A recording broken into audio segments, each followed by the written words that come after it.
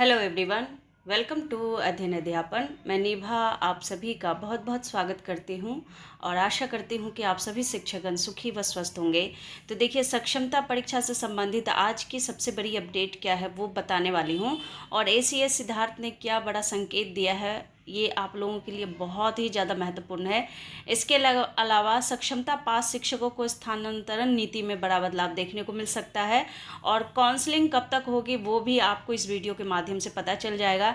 इसके अलावा बीपीएससी के जो शिक्षक हैं जो बीपीएससी से बहाल किए गए हैं उनके भी स्थानांतरण में परिवर्तन देखने को मिल सकता है, उनका भी स्थानांतरण संभव हो सकता है।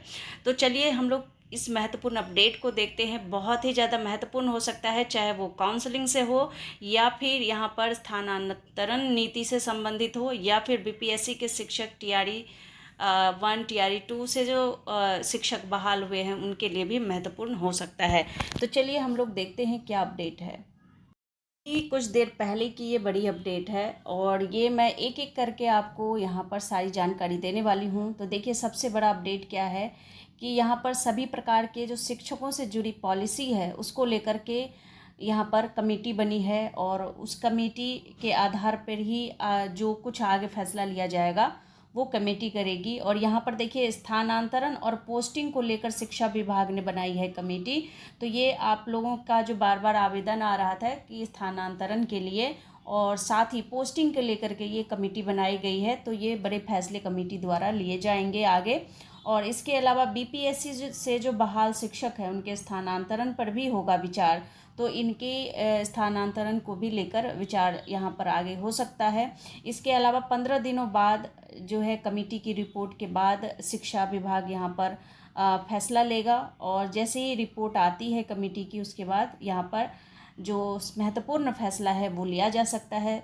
इसके अलावा सक्षमता पास और बीपीएससी से बहाल शिक्षकों को मिलेगी खबर, तो आप ही के लिए महत्वपूर्ण होगा। यहाँ पर जो भी फैसले लिए जाएंगे वो बहुत ही ज़्यादा महत्वपूर्ण रहने वाला है। इसके अलावा बीपीएससी शिक्षकों की प्रोबेशन अवधि फ़िलहाल 2 साल बताई जा रही है और इसके अलावा लगातार स्थानांतरण के लिए बीपीएससी शिक्षकों का विभाग को मिल रहा था आवेदन। तो कहीं ना कहीं यहाँ पर जो सक्षमता पास शिक्षक है उनका भी यहाँ पर कहीं ना कहीं उनके द्वारा भी लगातार ये आवाज़ उठाई जा रही थी। जो दिव्यांगजन है, जो महिला शिक्षकगण है, उनको स्थानांतरण यानी कि नज़दीक का स्कूल दिया जाए।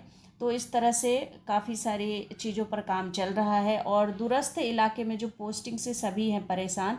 विभाग ने ट्रांसफ़र नीति में संशोधन की शुरू की है पहल, तो इसमें भी इस ट्रांसफ़र नीति में भी संशोधन यहाँ पर देखने को मिल सकता है। तो काफ़ी कुछ हो रहा है यहाँ पर। और सक्षमता पास के लिए स्थानांतरण पॉलिसी के साथ बीपीएससी शिक्षकों के स्थानांतरण के लिए भी लिए जा सकते हैं बड़े फैसले। और यहाँ पर बताया जा रहा है कि 4 सदस्यीय कमेटी इन्हीं बिंदुओं पर करेगी गहन समीक्षा। तो ये बहुत ही महत्वपूर्ण अपडेट है और इसीलिए कहीं ना कहीं जो है यहाँ पर काउंसलिंग को लेकर के भी जल्दी से कोई यहाँ पर शेड्यूल जारी नहीं हो रहा है। काफ़ी कुछ हो रहा है यहाँ पर शिक्षकों के लिए।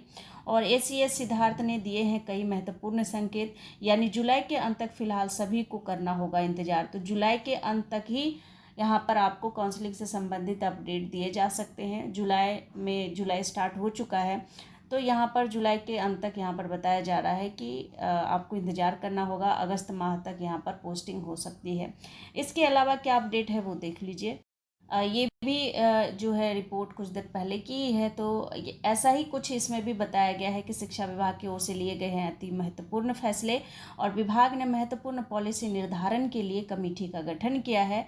इसके अलावा बिहार शिक्षा विभाग के कैडर के पुनर्गठन, शिक्षकों के स्थानांतरण, पदस्थापना, अनुकंपा के आधार पर नियुक्ति अवकाश तालिका के निर्माण के लिए नीति निर्धारण के लिए बनी कमेटी और सचिव शिक्षा विभाग की अध्यक्षता में 4 सदस्यीय कमेटी गठित की गई है।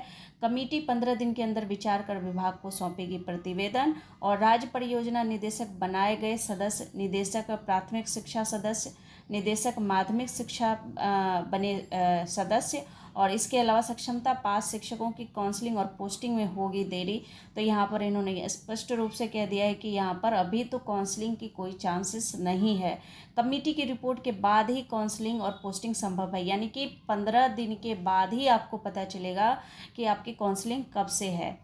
तो 15 दिन के बाद यहाँ पर कमेटी जो है अपना प्रतिवेदन सौंपेगी विभाग को। उसके बाद ही आप लोगों को बताया जाएगा कि कब आपकी काउंसलिंग और पोस्टिंग की जो है डेट यहाँ पर शेड्यूल जारी किया जाएगा। पहले से बनाए गए नियमों में भी बदलाव संभव है।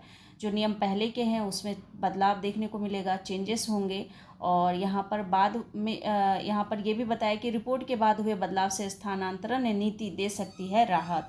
तो कुछ अच्छा होगा, ये यहाँ पर बड़ा संकेत मुझे लग रहा है कि ये आप लोगों के लिए तो जो है कुछ गुड न्यूज़ हो सकता है। यहाँ पर फ़िलहाल काउंसलिंग के लिए यहाँ पर इंतज़ार और करवा रहे हैं ये, और करना पड़ेगा आपको यहाँ पर जुलाई अंत तक। तो कुछ रिपोर्ट अगर आता है तो बिल्कुल आप लोगों को अपडेट जो है दिया जाएगा। तब तक आप लोग अपना ख्याल रखिए। मिलती हूँ अगले अपडेट में। Thank you and thanks for watching.